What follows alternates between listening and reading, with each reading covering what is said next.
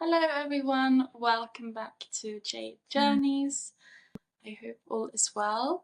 Today I have a special guest on the channel and the podcast in the form of Adrienne Fisher, aka Adrienne of Earth or Adrienne Earth, and back in the days Instagram handle and name was Meraki Nomad, so if people who have been following you for a while might resonate with that as well. It's a true pleasure to have you on the channel today to talk a bit more about your path and what you've been doing and accumulating and your knowledge about herbs and plants and your work with more specifically like plants and flowers like rose and blue lotus and all the spiritual and mental and emotional and energetic impact that the plant world can have on our health and wellness and entire being. And yeah, I'm just curious to hear more about your journey through life to where you are today and how come you're doing what you're doing. So yeah, welcome to this space and please introduce yourself a little further. I know you're born and raised in Florida, I believe. Mm-hmm. Yes. Yeah. Tell us about how come you're doing what you're doing today. Yeah, thank you, Natalie. Thank you for having me. It's so nice to be here and be in conversation and share whatever comes through in the moment.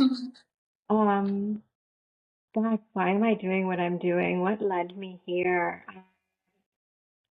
Yeah, as Natalie and I were kind of speaking earlier that like the path can be so long and little things lead to the next. But I was I grew up in Florida, very much in nature on the river. And, then when I was grown, I went to college and then I moved to New York City and I was working in fashion and started to just feel really disconnected. It just wasn't really feeling like what I had hoped it would, and I was craving like creativity and connection and expression, I think. And but I had the opportunity to work with beautiful makers and designers and shops, and I started to work in some beautiful stores in Brooklyn that really focused on handmade artisanal goods, whether it was like local hand makers or makers from around the world and indigenous cultures. And I just loved it. It was like, oh, this is what I was longing for, this like beautiful craft and creativity and like indigenous ways and returning to working with materials of the earth to create with. And I just felt inspired. And then at the same time, while I was living in the city, I didn't really realize how much nature was so a part of who I was and how important being in nature was for me and being by the water. And I think being more disconnected from it made me realize how much I loved it so much and how much it was a part of me. And there was just this time where I would just start to walk around New York and only focus on like the little trees and flowers that were growing and like the little on the sidewalk. And I feel like I was really tunneling out all the people and just like really the plants were calling and I felt just so drawn to them. And something just clicked for me in that moment where I was like, I feel like I can, like there's something deeper here. Like I feel like I can communicate with these plants. I feel like something deep here that I really want to explore and learn and sort of just let that seed grow or let that desire grow. And I just sort of searched for a little bit, but not too much, searching for a teacher or someone or like a program or something that I could do that felt resonant to me, because I wasn't so much interested in like the clinical side of herbalism. I was more so interested in a spiritual connection sense. And it's all connecting in the end, but something deeper, more indigenous in some ways. And And I ended up finding a beautiful apprenticeship. At the time, it was called the Gaia School of Healing. And Oh, I yeah, think and I've seen then, that. oh yeah, beautiful. Yeah, yeah. Yeah. And ever since, I've just been such a student and so devoted to this path. And just sitting in the first class, my entire world opened up. And I feel like while I was living in New York too, I was trying all these different spiritual modalities, finding my way with what resonated. And once I sat with the plants, I was like, oh, this is it for Mm. me. Yeah, and it's been 10 years now on this beautiful plant path. Yeah. And I'm forever a student of the path as well. So deep and vast. And yeah, yeah, I love it. Yeah, because you've done both the herbalist studies and you've done like traditional, you create your own like botanic infused like apothecary right now, right? You have your own products. Like at this point, it feels like you have your whole universe of the plants, and you both Mm, do the one-on-one sessions where you, as I understand it, link like a plant to a person for their specific phase of their life or something that would be beneficial. So yeah, you feel like you've really accumulated a lot of knowledge from this. And it feels like, mm, as I was reading about, you also have an interesting link to your lineage, right? When it comes to mm. what you're doing today. Can't you share a bit more about that, like, discovery Yeah, as well? yeah, I love that. Mostly the plants brought me on this beautiful ancestral remembrance because I feel like, for the most part, I didn't know my grandparents. They passed away when I was really young, and my parents, while they are love and respect where they come from and their lineage, it wasn't so woven into my life, I guess, here in the US as much. Mm. And so through the plants, I feel like once I started to work with certain plants that were either of my ancestral lineage or from those lands, like so much opened up. And I feel like I started to really connect with my roots and lands that I haven't ever visited, but feel so close to me now because of the plants. And yeah, my maternal lineage is from the Swana region, mostly Lebanon, but also Syria, Egypt. And then my father's lineage is Irish. And originally in herbalism, we did a lot of Irish European root herbalism.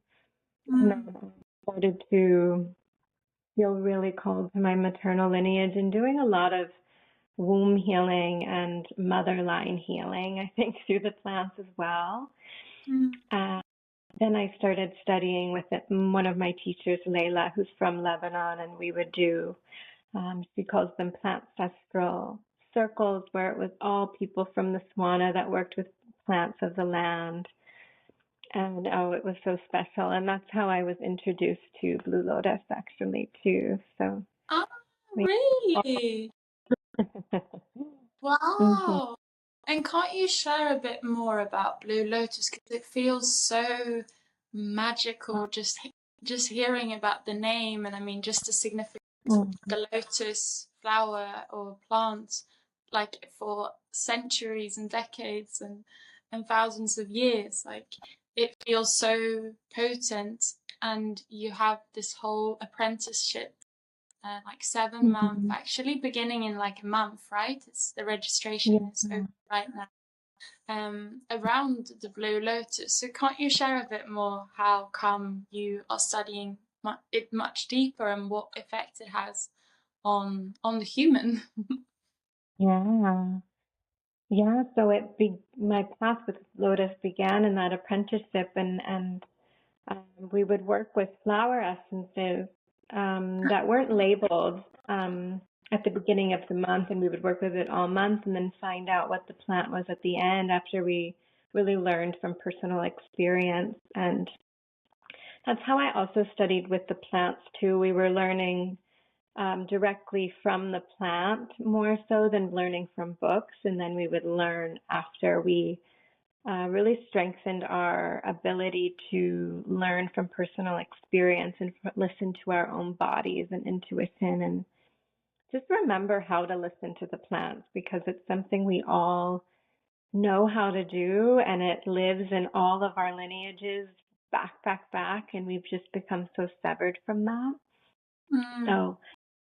So I love returning to that. And so we did that with Lotus, and that whole month my whole life lit up.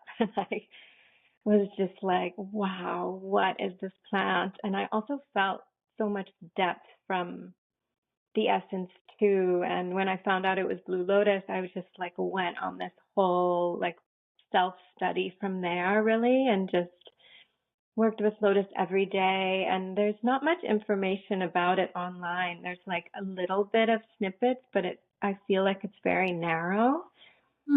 So I started to do so much self-studying and collecting the mysteries of this plant, and I learned just how multifaceted the plant really is, this beautiful ancient flower that's millions of years old. And yeah, online, and most people say it's like a plant for lucid dreaming and for the sifting and sort of just keeping it in the third eye, really. But in my experience, and then also witnessing it with my apprentices, it's just like full body, full body medicine. And as I was doing my self-study and working with Lotus for a few years, I just felt a really big message that Blue Lotus is a flower that wants to be an ally for us in the new world that we're creating right now, and to help us really like align into the truest essence of our souls that we came here to do on the planet, like what our unique gifts are and who we are uniquely, and to really offer that to the world. And I felt this message like, I'm here kind of discovering this on my own, but what would happen if we gathered as a group to all learn from the plant together, and then I can learn from your experience and you can learn from mine, and we can really start to like put together what this flower offers. And yeah, it's been such a special journey. I'm so in awe of the ways that Lotus moves through each person so uniquely, and yet there's like the core anchors of similarities in the medicine of transformation and heart opening, and just of becoming. It's incredible. That's so beautiful. I'm intrigued. I've seen it. They have it dried, the leaves here in the Ayurvedic store, so maybe I'll buy some for myself and explore as well. Because how do you, when you do the apprenticeship, I understand you gather and there's like intention and ritual and ceremony around it, but do people also then do it on their own and drink it as tea, or you make infusions, or how do you prepare it normally? Yeah, each month we'll work with Blue Lotus in a different form. So we'll start with the tea infusion, and then I make a medicine kit where I'll make a glycerin, and I'll make an oil and perfume and flower essence. And so everyone receives the kit, and then each month we'll work with it in a different form. Not it, them.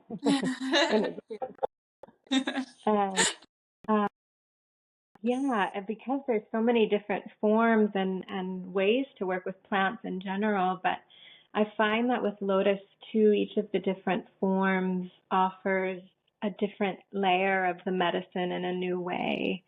Or, and so we'll work with each one in different rituals, but I'll introduce, the first medicine of the month together in ceremony, and then everyone has home practices to work with it on their own, and also use their own intuition as to how they want to work with it and what comes through for them. And so there's a lot of like openness to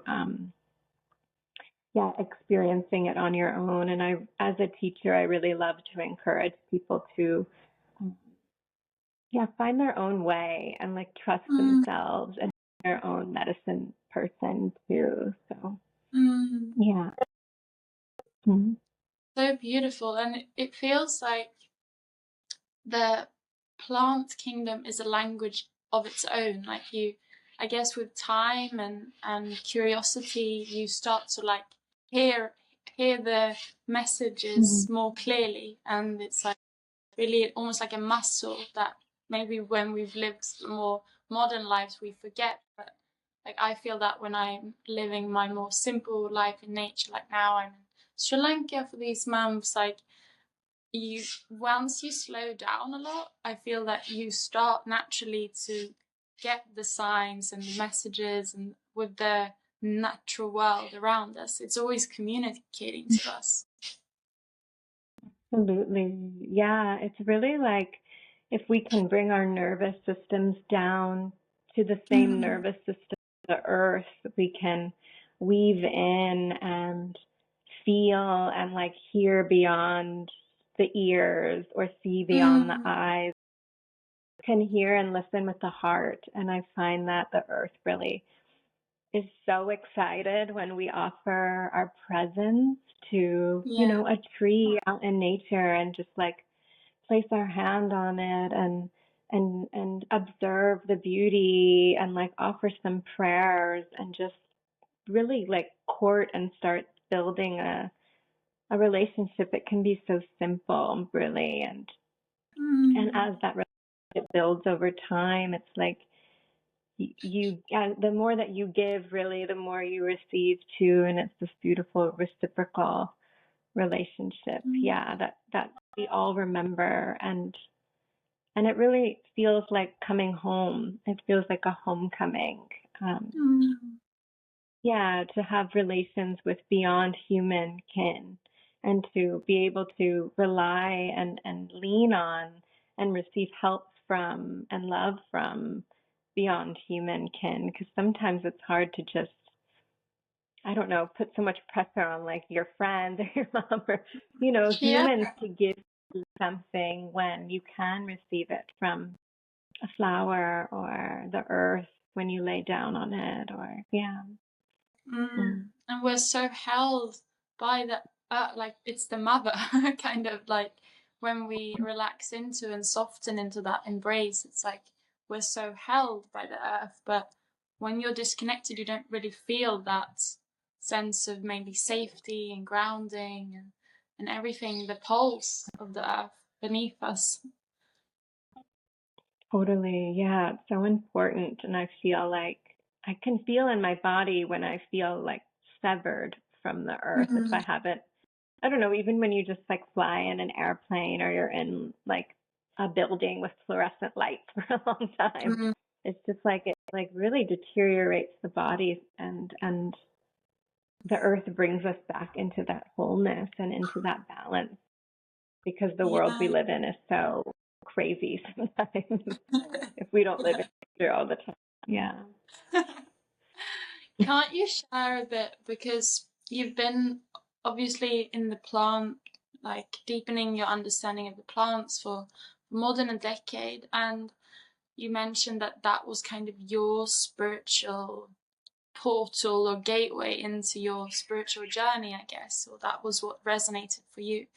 Can't you share a bit more about now, in hindsight, looking back, like how you've evolved and how your life around you has evolved as you've embarked and started to devote yourself to more of a spiritual life, whatever that really means. I mean, it'd be hard to define, but like what's shifted for you? What are the biggest takeaways or teachings or insights about yourself, or what comes to mind?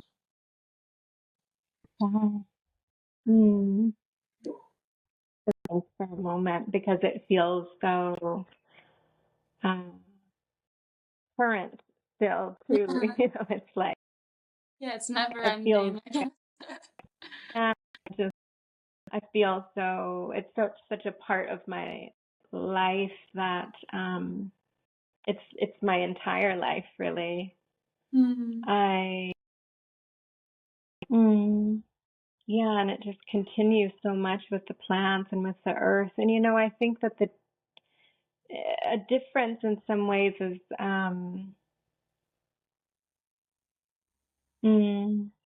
I think one of the most profound elements to it that I was just actually speaking about was, you know, I shared already that I didn't get to know my grandparents, and for a little while, also growing up, my relationship with my mother wasn't so great.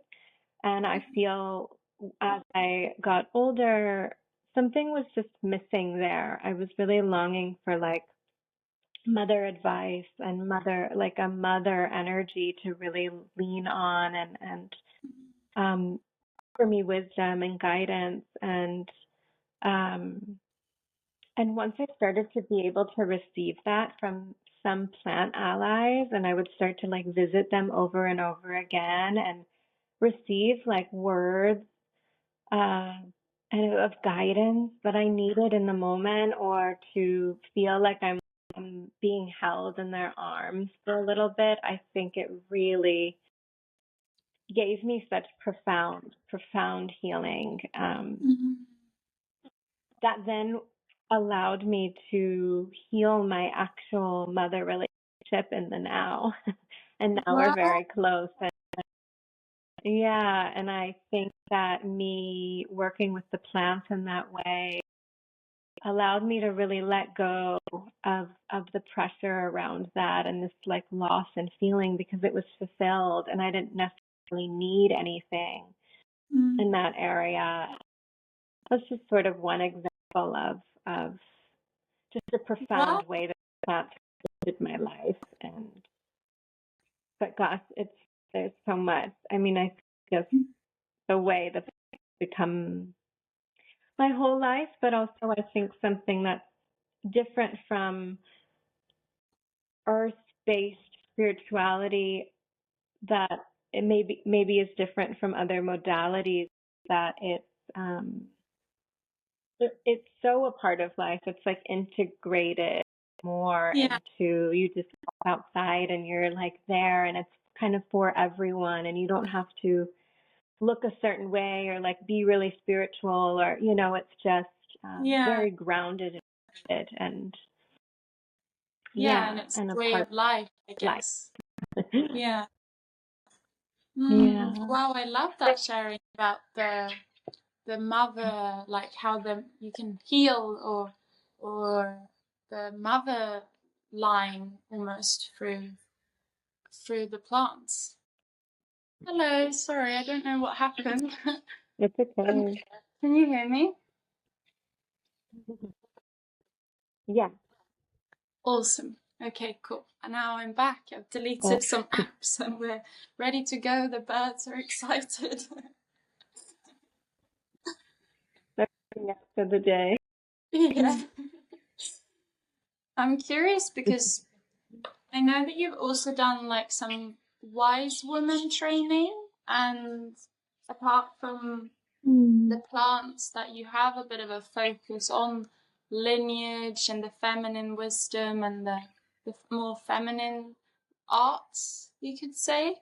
Can't you share a bit more about like what your journey with the feminine has been? I guess I mean the feminine being the feminine energy in yourself, but maybe how you relate and how, because I guess when you also live more of a higher paced life in fashion in New York, and sometimes we can get disconnected from our feminine, and also with our, if we haven't had like a mother line where the feminine has been like celebrated or expressed or whatever, it can be a place where we need to invite some healing and some love and some awareness. Yeah, this leads perfectly after my mother, my mother line healing and my relationship with my mom, because in my first herbalism apprenticeship or plant medicine apprenticeship, we were working with the plants through the centers of the body. So we started in the root and we worked with the plants of the kind to the root chakra, and then we moved into the sacral and so on. And I remember when we got to the sacral, I had so much resistance. I did not want to go. I could just feel that so much was held there and so much. I didn't even really know what. I don't know if I had ever really connected with that place intentionally. And, I was in my early 20s. And so I just remember having resistance that month. Like, oh, I'm ready to move on from this, even though I loved the plants and I learned so much. That was really opening for me. And now when I reflect back on it, I'm like, oh, right, I was so much pain there. And and a lot of, shame. And we hold all of our pain and shame and past lovers there and our relationship with sexuality and sensuality. And as a young girl in her early 20s, we're taught a certain way about that as women.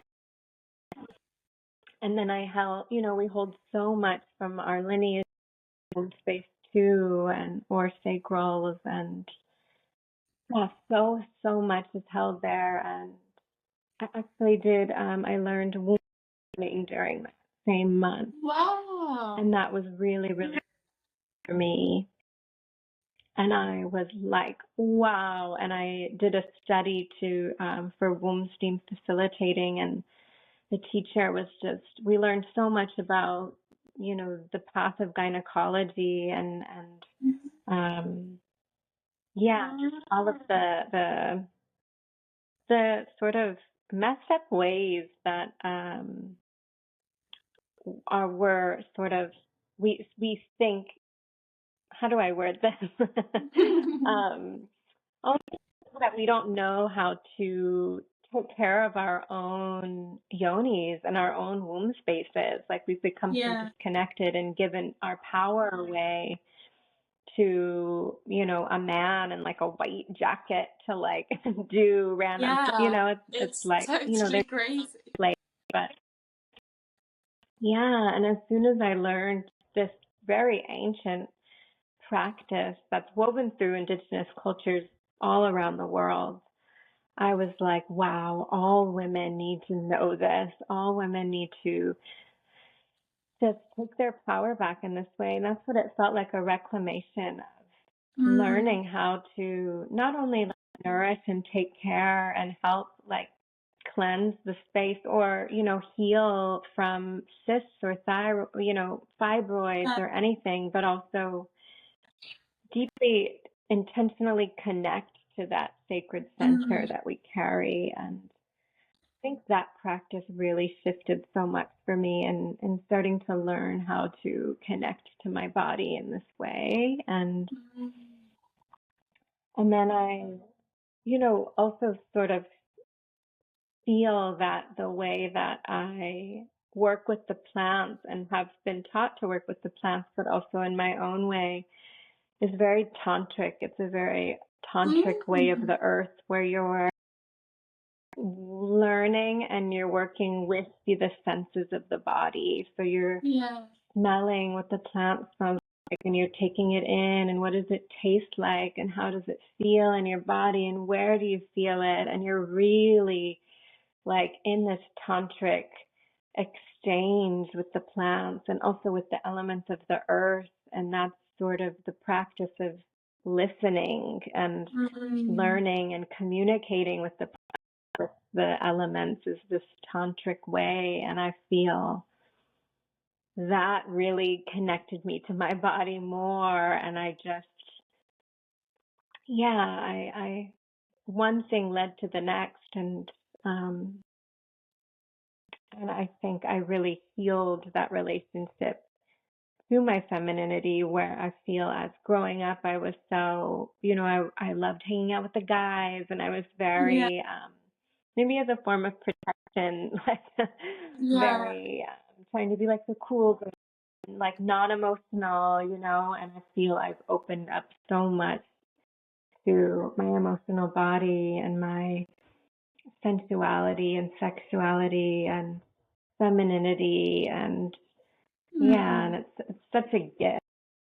I love it so much, and all of the beautiful tools and practices that entails is so special. And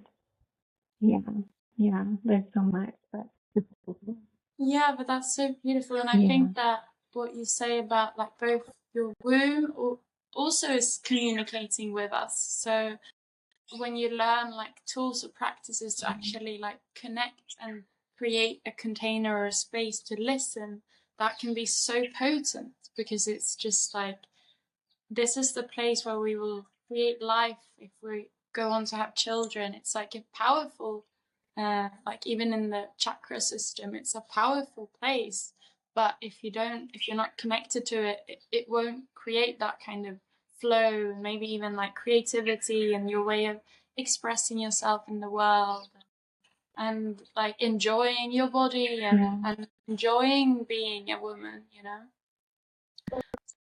I love that sharing. And it feels as well that a lot maybe in the other generations, because of the lack of knowledge and also how society was set up and everything, and maybe not it being a priority, that like the new generations, the more we can tap into this, the more like the feminine energy can be celebrated and expressed, and we need it on the earth.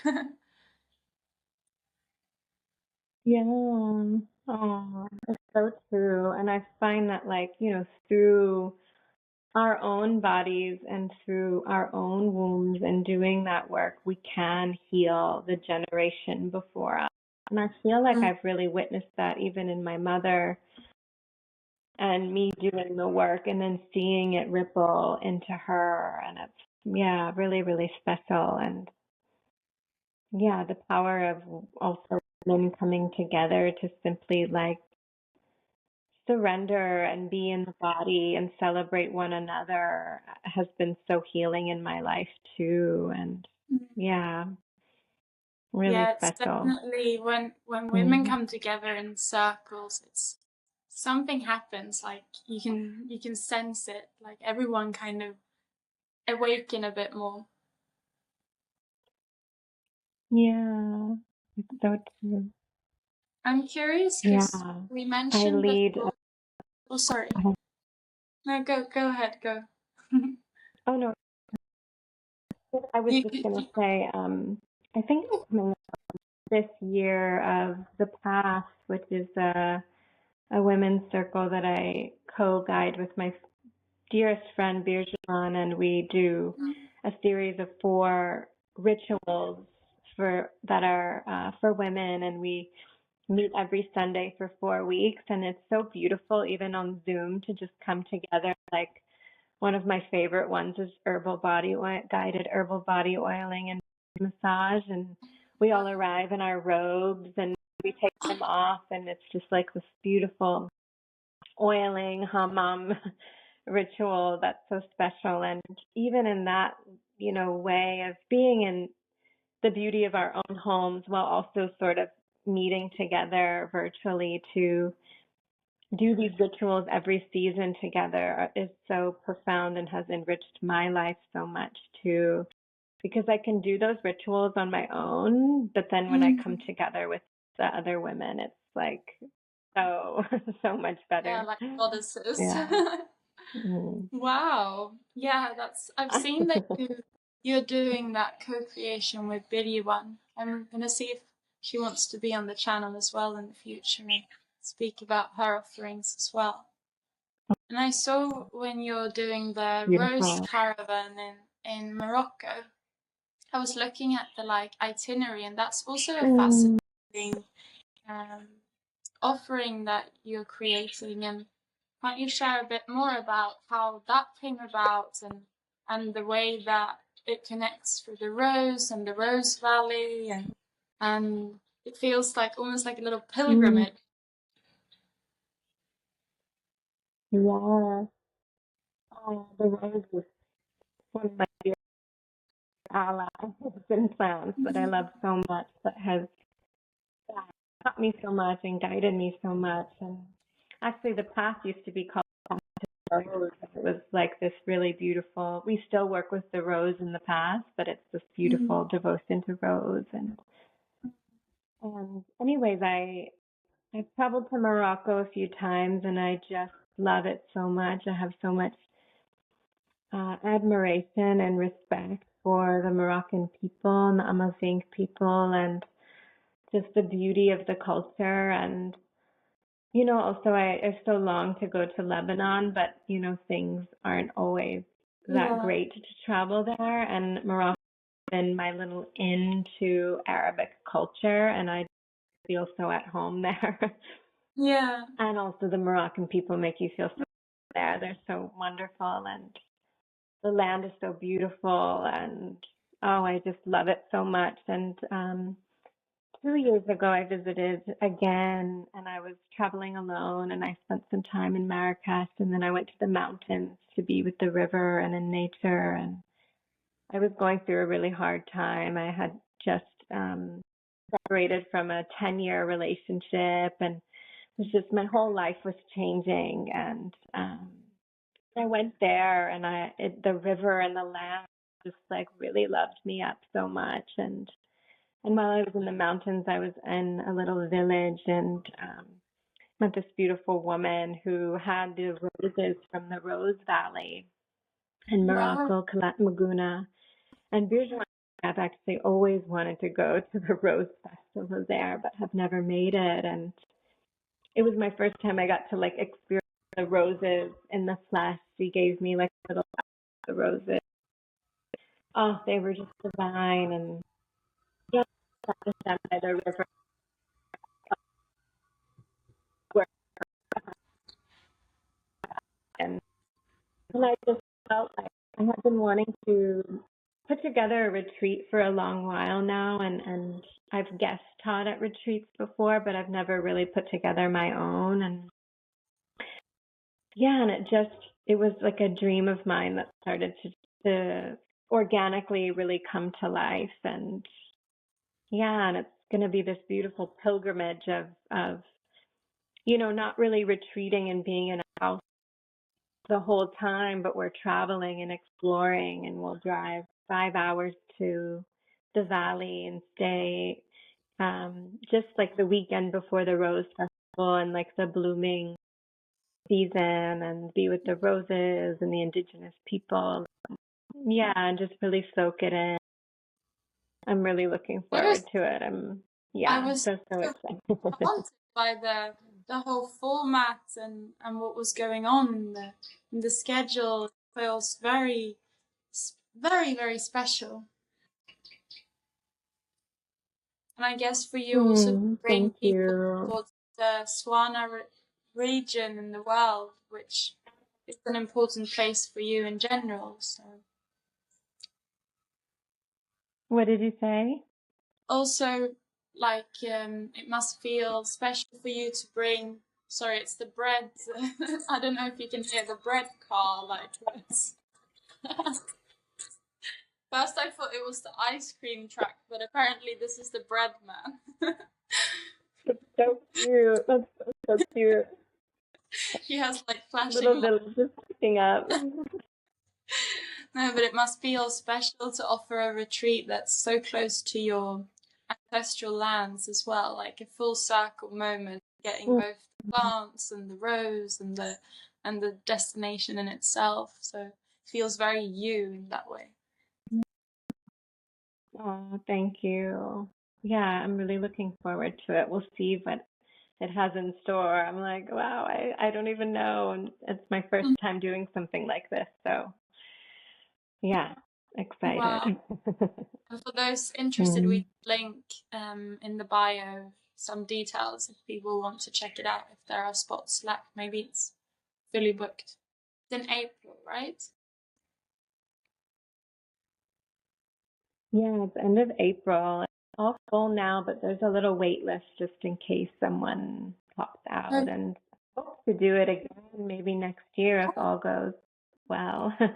Yeah, so people will have to hang in there and stay tuned. I'm curious when it comes to because you mentioned, or we've talked about the plants, and I know you're very like tea and ceremony in general.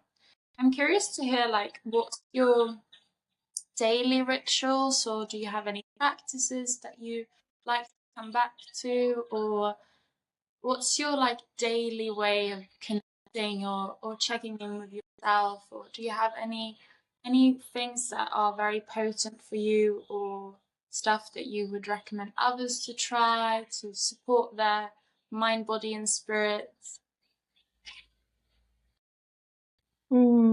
Yeah. I have like a daily practice, and then where I do it sort of changes every day. So sometimes Yeah. I'll sit, at my altar, and then sometimes I'm out in the sun or at the beach, at the ocean, or in the forest.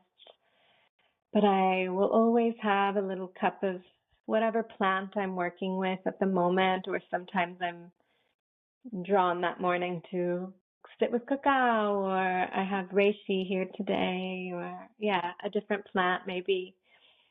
I always light a candle and have some sacred smoke, and love to just cleanse and offer prayers for the day. Sometimes that looks like I kind of do this sequence of stretch and breath work, and sometimes I devote like different practices to different elements of the earth and say prayers to those different elements, or maybe I'm just speaking out loud and offering some prayers. But I always connect to the elements and the earth and the ancestors and spirit and my heart every day. And something about speaking it out loud feels really good to me too. I like to voice it out, and I Yeah. notice days when I don't do that. I mean, I don't have like a strict thing Yeah. around it, but I do notice that I don't do it. I feel a little more disconnected than usual. Yeah. But I love breath and love the stretching, and love to just go out in nature and be in the sun. I'm like such a sun child. um, and sit intentionally with a cup of tea or a cup of plants, and just sometimes I go off and I'll have some visions or messages come through, or sometimes I'm just in my body and I just receive the plant. And I think those are like mostly my daily little Mm. practice for the day. And then things can get more elaborate as the day goes on. Yeah. But yeah. Mm. Beautiful. I resonate a lot with that. And I think in general, because herbs Mm. and plants can be so strengthening for like the nervous system, and our spiritual, and like the flower essences have so many amazing properties for like the nervous system and soothing and regulating and everything.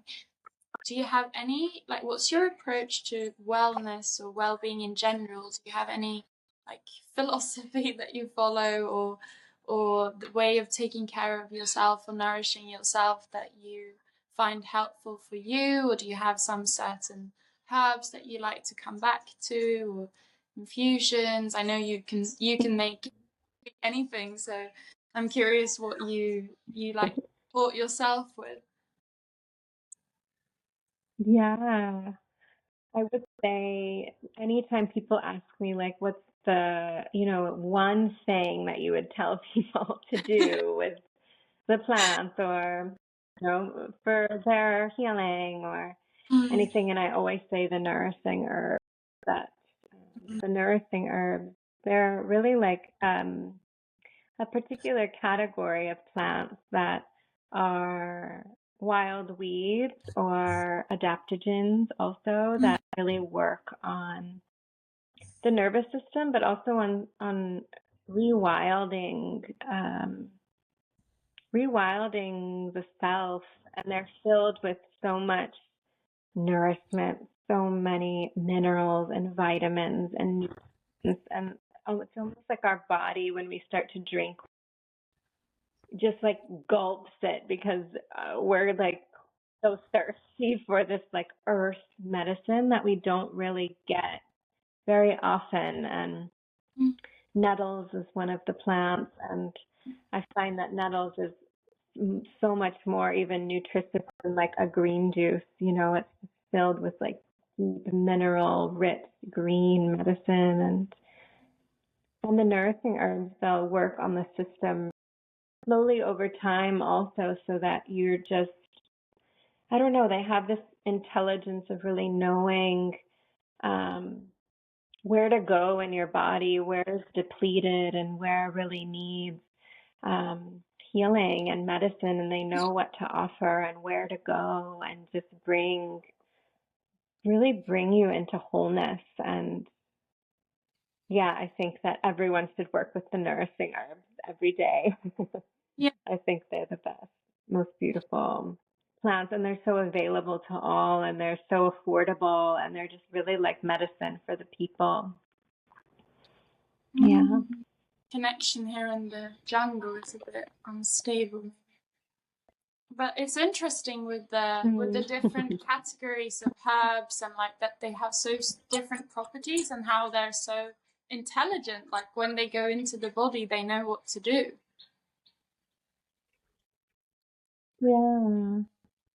Yeah, it's so special. And I was thinking earlier today, sort of writing about how I wish I could help people.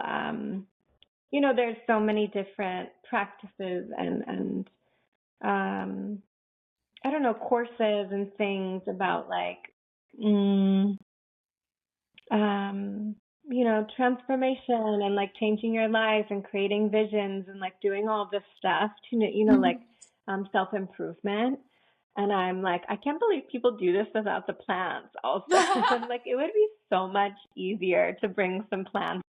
I'm like, I want to like come in and be like, okay, give plants also to all that are doing this work, because the way they just help move through our bodies and tend to us in such profound ways. It's like we don't have to do it all alone. You know, we can really support of the plants and the earth to help us and like carry the load a little bit more. Yeah. Yeah. Wow, yeah, that's, I haven't even thought about it that way. Sorry, I don't know why it's struggling a bit. I think that I need to check with my landlords about this Wi-Fi. But hopefully it will work so that we can like continue. And then also I know it's getting towards past 8 in your time zone, so I think that we can start to like wrap it up as well, so you're not up all night. I'm curious, what, apart from you have your apprenticeship, you also do these one-on-one sessions, you also have the retreat coming up this year. What else, like what dreams or heart-guided like visions or desires, or what's up for you the coming year, or just in general in the future? Where do you see yourself going, or do you have anything that you would like to pursue or study or deepen, or where are you at in your life in general at this phase? Yeah, I love this question. Creating and work-wise, I'm doing this retreat, but I would really love to, and I've started to a little bit, but start teaching and sharing ceremony in person a lot more, because I've been online so much, and I'm in online a lot, majority for all my work. And yeah, just really craving the in-person more and more. I would love to, travel a lot more and offer my work in different places. It's a vision and dream of mine to start moving into a little bit more. And I'm deepening in my perfumery studies, which is so vast and a whole different layer of working with plants that I've just gotten into. So it's like a whole other world of working with the plants and scent. And yeah, I'm so fascinated by it. And I studied it in Italy 2 years ago, and since I'm just still such a student and learning so much, so deepening in that. And and really would love to study, and I don't know what modality it would be, but I would really love to study a more hands-on healing modality. I'm really feeling called to, like healer studies, because I Yeah. would really love to weave that in with the plants and really get to offer another layer of the plant to healing. Finishing it just in case. Yes, I've been just feeling called to explore healing modalities and hands-on healing, because I would love to one day perhaps weave the plants in with healing for sessions and for people. I just like really love to care for others and would love to learn more, in that realm. That's so beautiful. Yeah.